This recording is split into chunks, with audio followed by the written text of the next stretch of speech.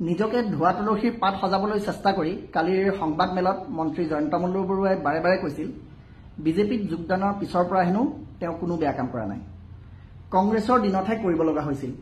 মানে কংগ্ৰেছৰ দিনৰ কোনটো কেলেংকাৰীত আপুনি জড়িত আছিল?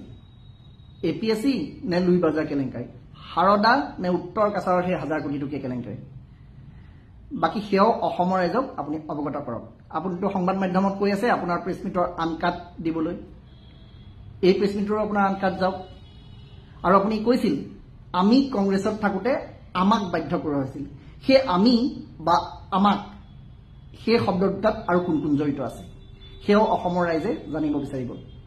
বিজেপিত যোগদান কৰি কেৱল আপুনি ৰত্নাকৰৰ পৰা বাল্মীকি হ'ল নে আৰু কোনোবা ৰত্নাকৰ বাল্মীকি হৈছিল সেয়া আমি জানিব বিচাৰিছোঁ। আৰু এটা কথা ডাঙৰীয়া, জয়ন্ত বৰুৱা, ভাষাৰুজা হেমচন্দ্ৰ বৰুৱাৰ বায়'লজিকেল পৰিণতি হয় নহয় তাতোকৈ ডাঙৰ কথা, তেওঁ এজন অসমীয়া উদ্যমী হিচাপে কেৱল ধন ঘটাতে মনোনিৱেশ নকৰি অসমৰ সমাজ জীৱন, সংস্কৃতি, সাহিত্য, আনকি হেমকোষক জীৱন্ত কৰি ৰখাটো কিছু অৱদান আগবঢ়াইছে। আৰু আপুনি কি কৰিছে? আপোনাৰ পৰিয়ালে কি কৰিছে?